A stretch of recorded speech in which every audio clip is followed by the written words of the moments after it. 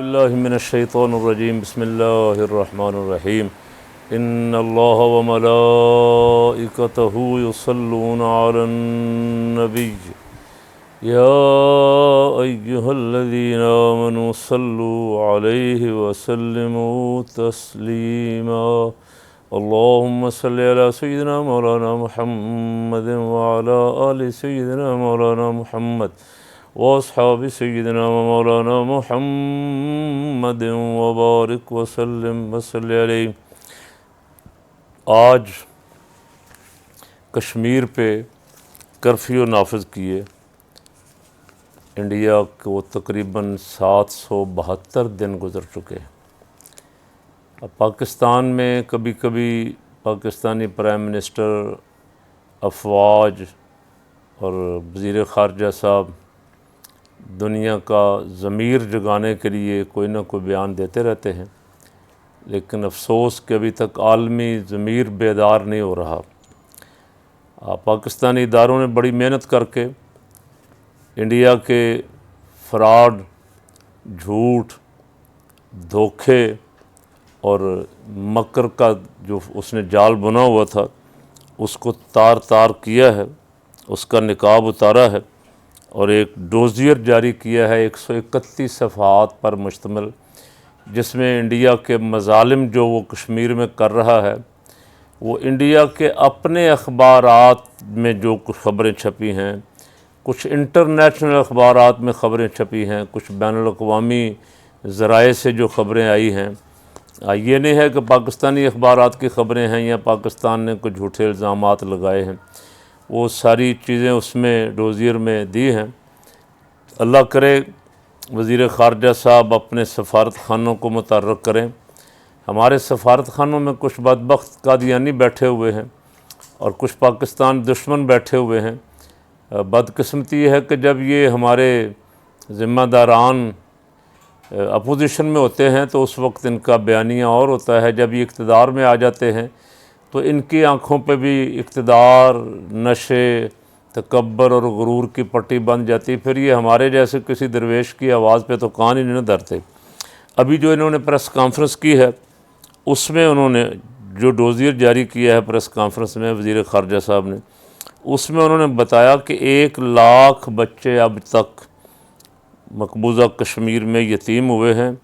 8503 خواتین کی آبرو ریزی کی گئی ہے،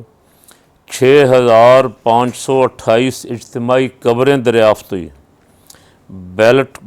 گن سے 235 نوعمر بچے نابینا کر دیے گئے، 15438 شہری زخمی ہوئے ہیں، 10,000 کشمیری جبری لاپتہ ہیں، 6479 املاک تباہ ہوئی۔ عالمی ادارے یہ سارا کچھ دیکھنے کے باوجود بھی خاموش تماشائی ہیں اور ان کو نہ یہاں کوئی انسانی، میں نے ایسے چند ایک چیزیں پڑھی ہیں، شاید کسی سننے والے کا سن کے ضمیر جاگ جائے کہ یہ ظلم جو ہو رہا ہے یہ اس ملک میں جس کو ہمارے ملک کے سیکولر اور لبرل، بلکہ خونی لبرل آج کل چل رہا ہے، خونی لبرل جو ہیں یہ بڑا سیکولر اور بڑا جمہوری ملک بنا کے دنیا کے سامنے پیش کرتے ہیں اور کوشش کرتے ہیں کہ پاکستان میں بھی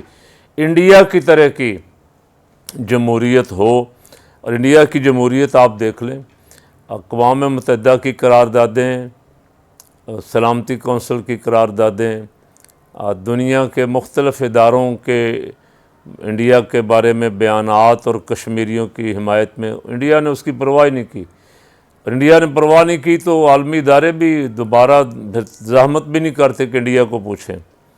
جتنی تیزی عالمی اداروں نے عراق پہ حملہ کرنے میں دکھائی،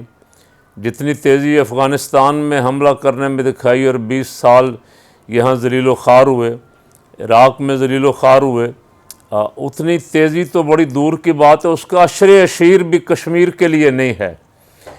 یہ بڑی محنت کے ساتھ انہوں نے جو چیزیں اکٹھی کی ہیں، جو ڈوزیر جاری کیا ہے 131 صفحات پر مشتمل، اب میں صرف یہ کہنے کے لیے بیٹھا ہوں کہ ہماری حکومتی مشینری جو ہے وہ کشمیریوں کے ساتھ خدا کے لیے وفا کرے، کشمیریوں کے حق میں بولے۔ یہ اتنے زبردست ثبوتوں کے ساتھ آپ نے جو کچھ پیش کیا ہے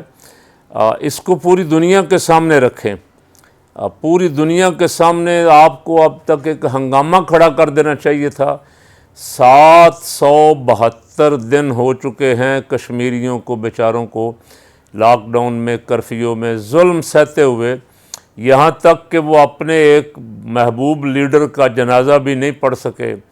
اس کا آخری دیدار بھی نہیں کر سکے،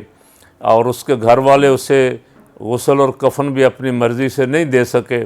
اب انڈین افواج نے اور اداروں نے جو باہر وہاں